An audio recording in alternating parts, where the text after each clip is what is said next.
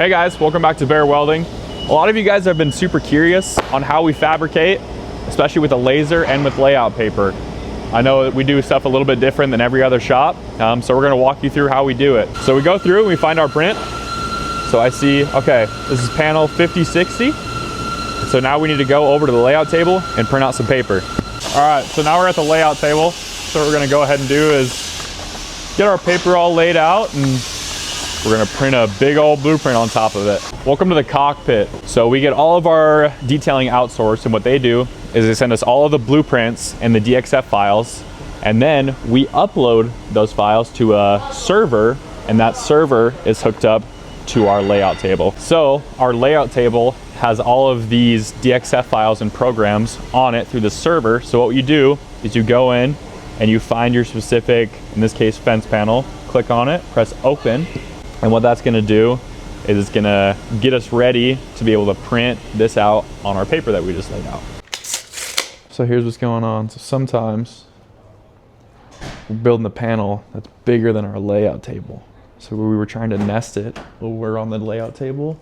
It wasn't working. We were like, what's going on? Come to find out, Garrett is now trimming our ends of fence panel a little bit so that it can fit on the layout table. Also, do you guys like Garrett's chair? The king of the castle, king of the castle. Oh, look at this right here. This right here is Duke. He's the shop dog. Duke is really old and lazy. He doesn't really like sudden movements. So we try to stay low, stay out of his way, or else he'll run right through you. Dangerous animal. So while Garrett's doing that, we're gonna holster our tape measure and we're gonna go for a little walk and see what they got cooking over here. We're gonna work on getting some breakfast. You guys need some breakfast? They're up to no good always. Make sure you tell. All right, we're golden. We gotta shake the man's hand. Thank you. He's our hero. Devin and West. Guys, I promise we will fabricate soon. Very, very soon. We just gotta take a couple more spins in the cockpit real quick. All right, we win. We win the day. Now we can get this little sucker right where we want it. And this thing is gonna work for us through lunch. You can see it's an hour late, but we got a couple minutes late. We've got a couple minutes left before lunch. We're gonna go to lunch. This thing's gonna work for us. Now we gotta home her up real quick. She's gonna do a couple little movements. Get her right where we need to be. Boom, we're homed. That's simple, guys. Look at this thing. If you guys aren't doing this in 2025, you guys gotta try it. We send prints nationwide. Just give us a DM on Instagram at Bear Welding, and we'll send them your way. She's gonna go ahead and start going. Look at this, she's gonna start printing.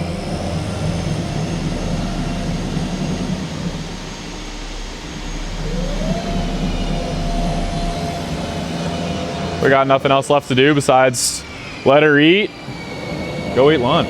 Just like that, my belly's full and our layout's done. We're gonna give it the nip and tuck. We're gonna very carefully roll this up so we don't crease the tape and mess up our dimensions. We're gonna go ahead and give it the nip and tuck and roll it on up. Yeah, you can see we've been printing prints non-stop. We got prints out of our ears right now. Once we stop printing on another job, we go ahead and start printing on another. This sucker is always going. I think this is the best investment we could have ever put our money into. Head on over now. And now we're gonna give Danny a nip and tuck. Danny, you ever got a nip and tuck? What was that? You ever had a nip and tuck? Hell no. A nip and tuck? Yeah, what's up? You ever had a nip and tuck? Not yet. Dad, have you ever had a nip and tuck? All right, moment you guys have all been waiting for. Then you gotta roll your prints out. Yeah, that's good enough for a nip and tuck. By the way, what nip and tuck means is just trimming off little pieces of skin on your face, apparently. But it just sounds awesome. Just give it a little nip and tuck. So now, once we kind of got it on the table and in the right area, I like to just take some time and make sure that this is as flat and as straight and has no curves, exactly how it was on the layout table, because then that gives me the best chance of having the most accuracy with this print.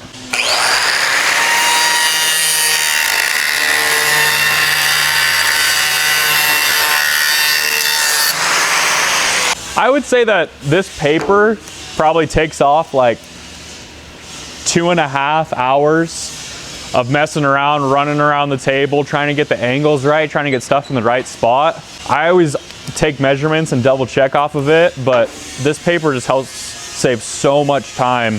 Just getting the angles right and getting things in the right area. It's game changer, absolute game changer.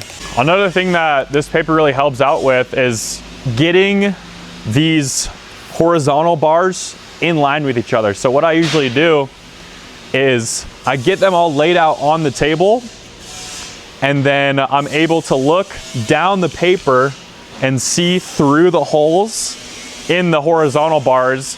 And what that helps me do is get them perfectly lined up, so then I can just slide my vertical bars, or the arrows as we call them, just straight through without any effort. Hey, you ever had a nip and tuck? Do you want one? Another nice thing that this paper does is it shows you imperfections in your part. So if I was just walking alongside this and I saw this part, I would think, in my mind, I would just assume that it's straight. But as you can see here, it has a pretty good bow in it from when we got these laser bars cut to have these slots in there. So we've been using this laser, or at least I have, for about a month now, and I don't think I've had a single tack break. This thing is so strong, has so much penetration. Like, I'll just do a tiny little tack here and I can wrench on this thing. I can move it all the way around. I can do a complete 180. I can flip the table over, and this tack will not break.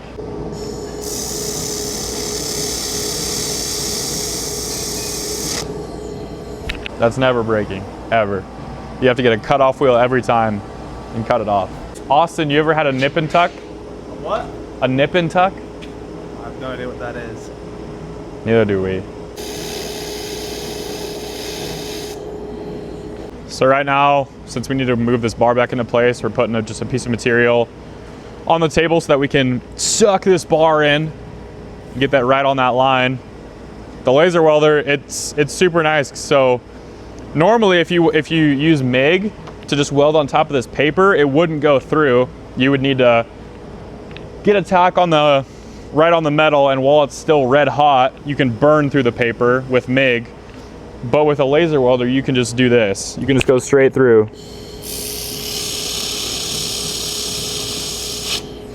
And that's because it doesn't need a ground on the actual material. You can just have your ground on your gun, and it just goes straight through.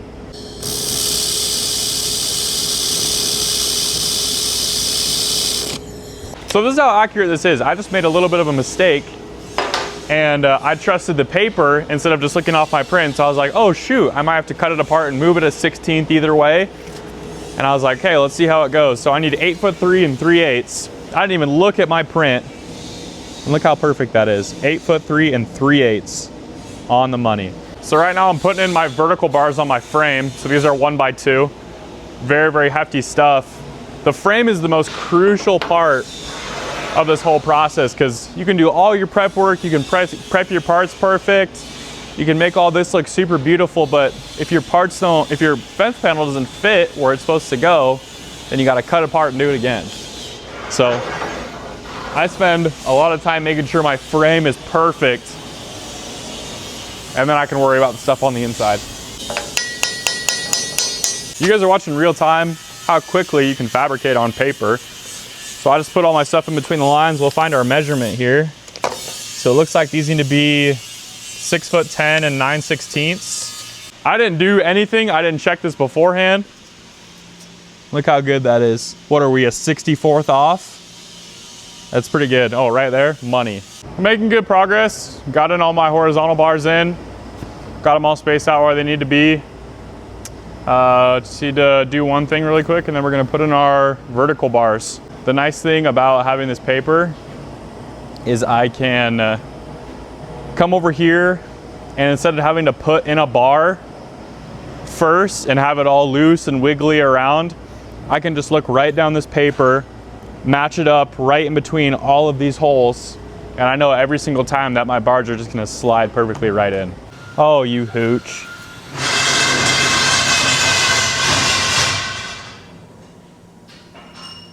Fit up's going really good. We don't have any horizontal bars that are really out of place at all. It takes these first couple vertical bars to really get all the bars in line with each other. And then after that, they really just kind of slide into place for the most part. You can kind of wiggle them from up here, get them into the right spot. One more. So another huge time saver that comes with having a laser welder is you don't have to really do a ton of part prep when it comes to like mill scale. So I really like to just get the mill scale off of these horizontal bars. But before, when we were doing TIG welding, you TIG welders know out there that you have to get all mill scale off, everything. And it's a super, super sensitive type of welding. But the laser welder really just eats through the mill scale and the arrows. And just taking the mill scale off of the horizontal bars just leaves a little bit of a nicer weld. It's good to at least have one piece of material that's a little bit cleaner. You could just do it with mill scale on both of them, but for me personally, I just like to do it on the horizontal bars because it makes it a little cleaner. So by not having to spend all my time grinding tons of mill scale off of every intersection, I'm saving probably 2 hours per gate just from grinding mill scale, and nobody likes doing that. So it's honestly made the whole experience more enjoyable as a fabricator, where I get to go do more cool stuff like fit up and weld out and not just sit behind a grinder all day. So if you take your time and you do your part prep, look at your measurements, make sure everything looks good, you get results that look like that. That just slid through 1, 2, 3, 4, 5, 6, 7 bars. Right now, I'm just making sure that all my vertical bars are the same distance off the bottom. So I'm trying to go 3 inches off the bottom. And a lot of people ask me like, why do you go off the bottom and not the top? So they think the top would be more important, and it is. But these cast arrows, they vary a lot in height. Some of them are 2 inches, some of them are 2 1/8, some of them are 1 7/8. So they vary a little bit. So it's way more important to get the bottom flush so it can match the ground, or in this case stone, instead of the very top. And it's a lot harder to distinguish the height difference on these than it is way down here. All right, good morning, Alaskan bullworms. We're day 2 on this panel. Done a couple things since you guys saw us last. Put these rings in, welded out the whole top side of these. It's not the full weld out. You guys are gonna see that here in a little bit. I like to just weld the top side of them just to give it a little bit more security and rigidity before we take it off the table and pick it up with the crane so I can weld it out with the laser welder. Another unique thing about laser welding too is that it welds cast iron to carbon steel really well, and just cast iron to itself in general. Before we were using silicon and bronze in TIG welding to weld on all these cast arrows and to weld these intersections of all these castings. So we go ahead and weld it right here and right here just to kind of keep them secure in place so that they don't move at all throughout their lifespan. But yeah, we used to just TIG weld them, but with the laser welder, we were kind of skeptical about how they would work welding the cast iron to the carbon steel, but it just runs like butter, runs super smooth. I usually grind down a little bit of mill scale just because cast itself is already a super dirty metal. All right, so panel's all cut off, and now we're gonna move over to getting this thing all welded out. It has enough structural rigidity in it right now, so not worried about that. So it may look like this thing is about done. There's still a lot of work to be done actually. We have to now get our laser welder over here, rig this panel up, and go ahead and weld it out. That takes a while. It's a lot quicker than TIG though. If I was to guess on how many welds this thing has, it's probably in the neighborhood of like 800. There's a lot that goes into this. This is very time consuming. Love the jib crane. Danny, when are you getting your nip and tuck done? He's still thinking about it. She's off.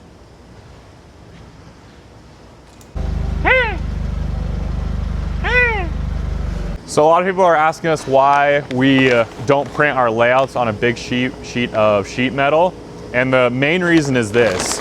If you did it on sheet metal, you couldn't just roll it up and throw it away and move on to the next one. You would have to sit there and chip away at all the spatter and make it all smooth again and wipe the lines, because pretty much every single panel that we do is a little bit different from the next one. So, and if you lay out your paper right exactly how it was on the table, then there's really no difference. And then you got your own basketball to play with. 3. They yelled at me last time I did that with the sheet metal. As far as like the main structural side of it goes, that pretty much wraps it up. I'll let you guys finish watching this out. We'll do a time lapse of me welding out this panel. But this really just goes to show how nice it is welding on a piece of layout paper. As you guys can see, like I just straight up put all my stuff in between the lines, didn't even check measurements, and it was perfect every single time. It just saves us so much time, so much effort, so much cleanup. Another super nice thing about the paper is that you don't really need to think a whole lot about it. Like you can hire people that are straight out of welding school or still pretty new to the industry, and you can teach them just a couple simple fundamentals about squaring and using a measuring tape, and anybody can use it. You're getting just as good, if not way better results than people that aren't using a layout paper. All right, guys, that's a wrap. Thanks for hanging out with, what is that? All right, guys, that's a wrap. Thanks for hanging out with Caden Fine for the day. Thanks for watching Bear Welding. Make sure you guys subscribe, and we'll see you in the next one.